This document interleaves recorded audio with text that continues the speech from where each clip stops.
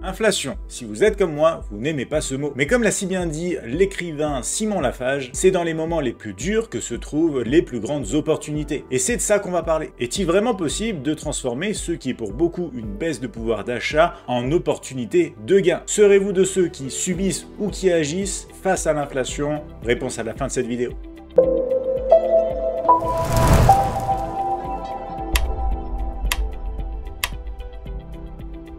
Inflation, ou autrement dit, la hausse généralisée des prix des biens et des services est bien évidemment pas une bonne nouvelle pour la plupart des ménages. On se serre la ceinture, on perd en pouvoir d'achat, la valeur même de notre monnaie nationale diminue, bref, c'est pas l'idéal. L'inflation, c'est un peu comme de passer d'une Ferrari à une Twingo, d'une Rolex à une Casio. Attendez, je viens de pas citer Shakira là? En fait, je pense que vous l'avez compris, dans cette vidéo, on va pas parler directement des causes de l'inflation, de la définition de l'inflation, toutes ces choses-là que vous allez retrouver dans le descriptif de la vidéo, inclus dans un article complet, mais on va parler de quoi faire concrètement face à cette inflation. Alors justement, petit rappel ici, attention, l'inflation, quoi qu'il arrive, nous touche tous, les épargnants bien évidemment de un et les investisseurs de l'autre. Et oui, les épargnants, car l'argent épargné va être impacté par rapport justement à la baisse de la valeur de la monnaie nationale. Ici, on parle de l'euro. Et bien sûr, les investisseurs aussi, car si les investisseurs possèdent des placements, ici un exemple, par exemple à 5%, et que l'inflation par contre est-elle à 6%, vous vous en doutez, certes, sur le papier, ils gagnent 5% à l'année, mais à cause de l'inflation, ils sont en réalité tout à fait perdants en termes de pouvoir d'achat à moins 1%. Donc aussi bien les épargnants que les investisseurs, l'inflation est quelque chose dont il faut être conscient et vis-à-vis duquel il faut avoir un plan pour combattre cette inflation. On en parle dans cette vidéo. Juste avant ça, on rappelle bien sûr les mauvais côtés de l'inflation. C'est très important pour comprendre le process aussi, comment on va pouvoir renverser la vapeur et tenter de profiter au contraire de cette inflation et de ne pas juste la subir. Hausse des prix généralisée bien évidemment, baisse donc de votre pouvoir d'achat, on en a parlé. Ça se traduit aussi par une baisse de la monnaie nationale, on parle de l'euro et bien évidemment ça joue sur votre épargne aussi. Et il faut savoir que la BCE va elle avoir tendance à augmenter ses taux d'intérêt pour essayer de contrôler cette inflation, de la réduire. Après ça, il faut savoir qu'il y a aussi des bons côtés et ces bons côtés peuvent être du coup du côté des investissements. On parle d'une hausse généralisée des biens et des services. Si vous vendez des services, si vous avez des biens que vous allez mettre en vente par exemple, donc je ne sais pas la valeur par exemple de votre voiture que vous allez peut-être vouloir vendre, etc. Bien évidemment, ici ces investissements quelque part prennent de la valeur.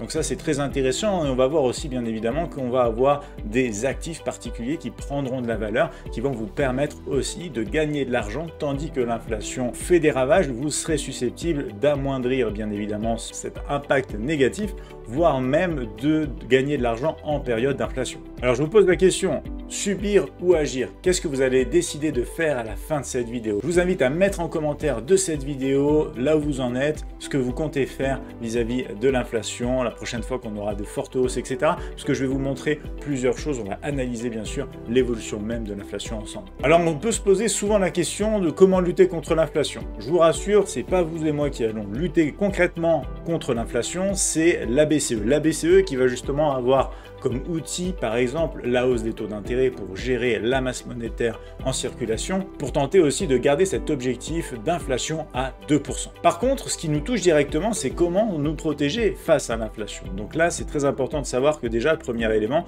ce sera d'avoir une bonne idée de comment suivre l'évolution de l'inflation pour prendre ces fameuses décisions de protection vis-à-vis de l'inflation. Quelque chose de très concret, je voulais vous partager ici, bien évidemment, c'est tout simplement, pourquoi pas, renégocier et négocier à la hausse votre salaire. Si l'inflation monte, du coup, vous pouvez négocier votre salaire à la hausse aussi. En toute logique et en théorie, bien évidemment, la société pour laquelle vous travaillez aura tendance à augmenter ses prix aussi. Et du coup, vous serez susceptible aussi de pouvoir négocier votre hausse de salaire. Important, diversifier son portefeuille. De toute manière, inflation par inflation, récession par récession, la diversification d'un portefeuille pour l'investisseur est cruciale et essentielle. Vous pourrez aussi investir dans des actifs anti-inflation. On va en parler un peu par la suite et acheter notamment des produits ou des biens de valeur intrinsèque comme de l'or, de l'argent, des choses en fin de compte qui, quoi qu'il arrive, dans le temps, auront toujours une valeur, quelquefois refuge, mais sinon une valeur, voilà, justement, qui sera à même de vous protéger, de limiter limiter cette perte de pouvoir d'achat que vous pouvez avoir dans la période de hausse d'inflation, bien sûr. Et je souligne ici quelque chose d'important. C'est pas parce que du coup l'inflation arrête de croître que les prix vont baisser. C'est très important de le comprendre. Et d'autant plus important de pouvoir se mettre dans la situation où on va se décider, peut-être, selon le cas de chacun bien sûr et les moyens de chacun, d'investir. En termes de moyens, je vais vous parler aussi des solutions, même pour les petits capitaux courants de cette vidéo. Donc n'hésitez pas à rester avec moi jusqu'à la fin de la vidéo. Alors, comment on va suivre l'évolution de cette inflation? C'est simple, on a l'indice IPC ou IPCH. C'est l'indice des prix à la consommation ou l'indice des prix à la consommation harmonisé. Quand on parle de la zone euro, on va plutôt parler de l'indice des prix à la consommation harmonisé la plupart du temps, puisque comme ça, ce sera comparable entre chaque pays de l'Union européenne. Je vais vous mettre dans le descriptif de cette vidéo le lien ici, justement, sur lequel on va se diriger pour bien étudier donc cet indice IPCH, l'indice des prix à la consommation harmonisé au niveau de la zone euro. Je vous propose qu'on s'y rende tout de suite. Nous voici sur le site officiel de la BCE. Ici, c'est le site ecb.europea.eu. Donc ici, vous pouvez l'avoir en français aussi. Et je vous présente tout simplement ce tableau qui est très intéressant pour garder mesure en fait de l'index of consumer price en anglais, bien sûr, donc de l'indice IPC harmonisé côté européen. Vous retrouvez son évolution littéralement depuis janvier 1997, du coup jusqu'à mai 2023 sur ce graphique-là. On va juste zoomer un petit peu, bien évidemment. On n'a pas besoin d'avoir une aussi grande période de temps et on zoome ici jusqu'à la dernière grosse poussée ou avec le point le plus bas au mois de décembre 2020 et bien évidemment le pic qu'on a connu très récemment au mois d'octobre 2022 et depuis on redescend côté européen. Mais il y a un autre élément qui est très intéressant à prendre en compte et c'est le fait de surveiller également le prix des matières premières. Ça reste une bonne indication aussi d'une hausse possible de l'inflation. Je m'explique.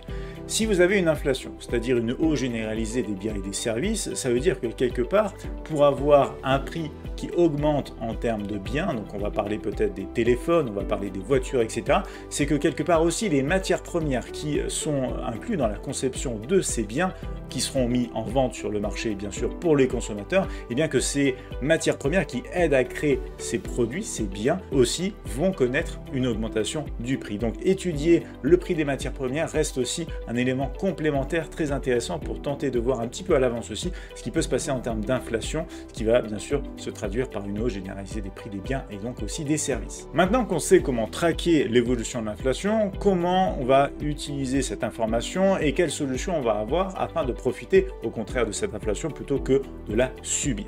Et bien ici j'ai voulu vous montrer l'étude réalisée par Le Revenu. Le Revenu ici qui a fait une étude depuis 1968 à 2018 des placements qui ont été étudiés vis-à-vis de la hausse de l'inflation tout au long de cette période. Donc on va avoir le livret A, on va avoir bien sûr l'inflation à travers la hausse des prix qu'on retrouve donc juste bien sûr ici. On aura aussi tout ce qui est SICAV, or, assurance vie, immobilier et actions avec dividendes. Alors on s'aperçoit clairement ici que les meilleurs placements se retrouvent vers de l'or ou encore du marché actions avec dividendes. Alors attention ici, je l'ai souligné juste en dessous ici, c'est les dividendes aussi, donc c'est des actions pardon à dividendes avec dividendes réinvestis qui aident aussi à faire autant de performances. Mais c'est un excellent point pour savoir en fin de compte qu'est-ce qui est le mieux en période d'inflation pour agir. C'est bel et bien toujours le marché boursier avec les actions, notamment actions à dividendes avec dividendes réinvestis. Mais vous ne trouvez pas qu'il manque un élément ici dans cette liste? On va le voir très bientôt dans cette vidéo aussi. Eh bien, on va voir comment investir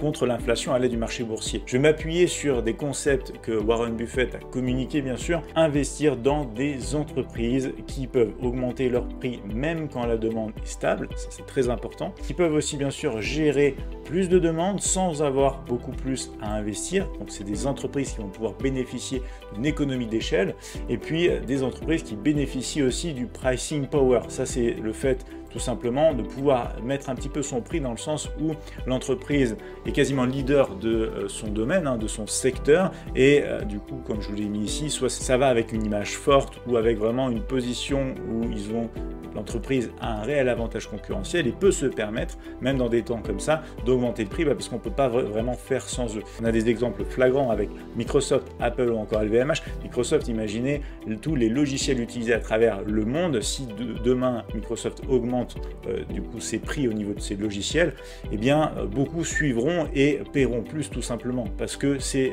du coup devenu indispensable et qu'on peut pas faire vraiment sans eux. Et Microsoft est un excellent exemple, donc déjà de 1 pour le pricing power, de 2 pour le fait aussi de pouvoir gérer beaucoup plus de demandes sans de réels investissements derrière, puisque on est dans le monde du logiciel, donc c'est des softwares, c'est de l'immatériel, donc ça c'est possible. Et puis bien évidemment augmenter les prix même quand la demande est stable, ça c'est aussi un des critères qui correspond à Microsoft, par exemple Apple ou encore LVMH. Donc ça c'est des très bons conseils de la part de Warren Buffett pour sélectionner aussi les entreprises dans lesquelles vous pouvez investir en période d'inflation. Alors au final, comment on peut profiter de l'inflation? Il y a différentes solutions. Déjà, ne pas laisser forcément dormir votre argent sur un compte bancaire qui ne travaille pas. Clairement, vous serez impacté par l'inflation, la valeur de vos capitaux ne fera que descendre dû à cette hausse de l'inflation, donc c'est pas une bonne idée. Convertir vos devises. Imaginons, bien évidemment, on a une inflation dans la zone euro importante, on va aller voir en quelle devise en fait on va pouvoir convertir notre portefeuille et du coup ne plus subir cette perte sur la valeur en fait de la monnaie nationale de la zone euro, mais pour autant garder des capitaux qui vont peut-être justement s'apprécier sur des devises qui elles vont monter et s'apprécier. Investir sur l'or, ça peut être bien sûr une idée vis-à-vis de cet actif valeur refuge sur quelque chose comme on le disait tout à l'heure qui a une valeur intrinsèque, et sinon investir bien sûr comme nous disait tout à l'heure Warren Buffett sur les marchés actions, et comme l'analyse réalisée par le revenu sur une grande période de temps l'a démontré, véritablement l'investissement du marché actions avec des dividendes réinvestis reste la solution la plus performante en période d'inflation. Je voulais souligner ici quelque chose de très important. Vous avez le wallet chez Admiral, ce qui est votre portefeuille en fin de compte. Chez Admiral, vous y accédez depuis votre espace trader, et dans ce wallet, vous allez pouvoir faire des choses mentionnées très simplement, bien sûr, en plus de pouvoir investir sur le marché action dans l'espace trader, avec uniquement le wallet, vous allez pouvoir convertir dans des conditions très intéressantes vos devises. Si vous voulez convertir vos euros dans une autre devise, c'est possible depuis le wallet chez Admiral. Et vous le faites au taux de change direct. Vous n'allez pas avoir les mêmes conditions que si vous le faites vis-à-vis d'un autre banque. Ce sera beaucoup plus avantageux sur le wallet chez Admiral. Deuxième chose, et je l'ai montré, je vous mets dans le descriptif de la vidéo, vous avez même le lien ici en haut qui s'affiche pour la vidéo où je vous ai montré toutes les solutions pour investir sur l'or. Le wallet chez Admiral en fait partie. Vous allez pouvoir aussi donc convertir vos euros en onces d'or tout simplement afin d'investir en version papier sur de l'or sans effet de levier pour bénéficier de l'appréciation de l'or dans des périodes difficiles. Donc je voulais souligner ça à travers le wallet Admiral, vous avez beaucoup de solutions très intéressantes, n'hésitez pas à checker ça. Et on a bien évidemment sinon aussi ce rendez-vous des investisseurs Admiral chaque semaine où je vous montre des actions à fort potentiel et bien évidemment où je vous parle aussi d'ETF, d'actions et donc de dividendes. Pour résumer un peu tout ça, on a une stratégie de l'investisseur qui s'établit vraiment contre l'inflation. On va avoir l'idée de ne pas rester passif, de devenir actif, de diversifier et de s'investir sur les marchés. Pour ça, on a le marché du Forex, on a le marché des matières premières, le marché action, notamment avec les dividendes dont on a parlé et qui se trouve être vraiment quelque chose de très intéressant. Mais on a aussi des ETF, on a le CAC 40, le S&P 500, on a même ici le MSCI, le MSCI World qui nous permet d'investir sur plus de 1000 sociétés à travers le monde, incluant différents pays, qui bien sûr ici est une approche très conservatrice aussi d'investissement. On a le domaine des marchés obligataires et on a aussi bien sûr le marché des cryptos qui se développe de plus en plus. Et pour ces stratégies associées à l'investissement, je vous ai récemment partagé une vidéo, la vidéo sur la stratégie pour débutants, le DCA Dollar Cost Average, que vous retrouverez à la fin de cette vidéo. Je vous invite à regarder la vidéo au complet pour mieux comprendre aussi comment, par exemple, même en période d'inflation, vis-à-vis des actifs que vous allez pouvoir choisir, vous pourrez de manière très simple et périodique investir pour moyenner un prix et rester simple dans votre approche d'investisseur. Mais je vous propose désormais de voir quelques exemples d'actifs qui ont pu s'apprécier pendant cette période d'inflation. Je vous rappelle, c'était du coup fin de l'année 2020, donc début 2021 jusqu'à mois d'octobre 2022. Nous voici justement sur MetaTrader 5 chez Admiral avec le CAC 40. Je vous montre ici un graphique weekly. Vous retrouvez en fait tout simplement le début de l'année 2021 ici, où on a donc un début de cotation du CAC 40 qui va démarrer aux alentours des 5600 points, et puis avec le prix de clôture ici à la période où on commence à voir justement la correction de cet indice d'inflation harmonisé côté européen. On parle entre le mois d'octobre et de novembre ici, et ça nous donne un prix par exemple autour des 6000, quasiment 6450. Il y a une augmentation ici de la valeur du CAC 40, donc en termes d'investissement ça aurait aurait donné quoi? Ça aurait donné dans les 12,4%, ce qui peut être bien dans une période de temps entre 2021 bien sûr et fin de 2022, donc sur 2 ans. Après bien évidemment, c'est là où vous pouvez rajouter le concept de dollar cost average et vous pouvez même suivre la matinale Admirals tous les matins de 8h30 à 10h où on parle de cette tendance du CAC 40, on parle de ces retournements potentiels et à partir de là, bien évidemment, votre dollar cost average ou votre stratégie d'investissement peut se compléter. C'est-à-dire qu'on peut profiter de tout ce mouvement ici sans pour autant après avoir cette phase de correction. Donc on a des actifs qui s'apprécient pendant cette période d'inflation. Si je vous montre le marché du pétrole certes il est monté et pour le coup vous retrouvez des conditions saines d'évolution du cours jusqu'à justement ce passage là où on a du mal à continuer et qu'ensuite on part plus dans la consolidation et qu'on corrige. Mais sinon bien évidemment ici l'investissement sur le pétrole aurait représenté dans les 78% du coup dans cette même période entre début 2021 du coup et quasiment fin 2022 avec cette hausse de l'indice IPCH du côté européen. Je vous montre aussi le gaz naturel ici, est très belle du coup performance aussi 165%, même si bien sûr au plus haut on est écrit dans les 270 quasiment. On a sinon forcément le marché forex avec déjà un élément intéressant, l'indice du dollar américain. Regardez la performance du dollar américain qui s'est apprécié pendant que justement on avait un euro qui était en pleine dépréciation. On a eu une performance de 23,23% ici. Donc là on a eu un marché qui a commencé à se retourner et on était plus entre guillemets plus conservateur dans cette approche ici pour pourquoi pas aller sur le wallet Admirals, convertir ces euros en dollars pour y voir une appréciation du dollar, tandis que si vous aviez laissé vos comptes par exemple en euros, bien l'inflation vous aurait impacté directement. On peut le travail bien sûr à travers aussi l'euro-dollar, donc de 1 bien évidemment on peut convertir ces euros en dollars et de 2 on peut même aller plus loin. On peut ici tout simplement investir sur la baisse de l'euro. Je sais, ça vient pas à l'esprit de tout le monde, mais c'est tout à fait une possibilité ici sur le forex de spéculer à la baisse aussi bien qu'à la hausse. Donc quand on a ce genre d'attente, on peut tout à fait prendre ces décisions-là, compléter une conversion du coup d'un montant, d'un capital qui va pas bouger bien sûr sur un compte, mais qui va s'apprécier par défaut puisque la devise dans laquelle vous allez convertir va prendre de la valeur, et de l'autre côté spéculer à la baisse aussi.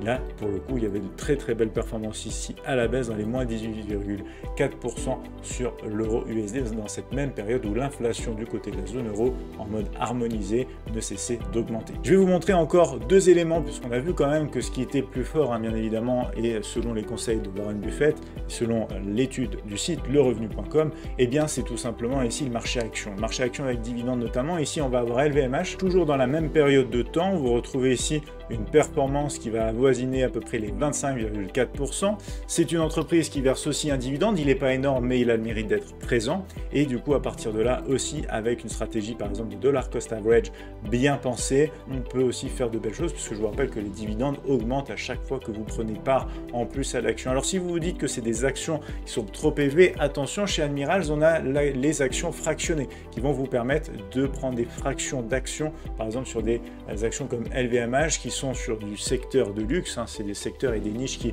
tiennent et qui bon et qui résistent toujours à des périodes plus difficiles. Autre exemple avec Hermès tout simplement, où on retrouve aussi une belle croissance ici sur la même période de temps. Ça va être une croissance qui va être aux alentours des 52,63%. Pareil, action à dividende qui a le mérite d'être présent même s'il est petit. Et puis ici une très belle performance, très belle hausse.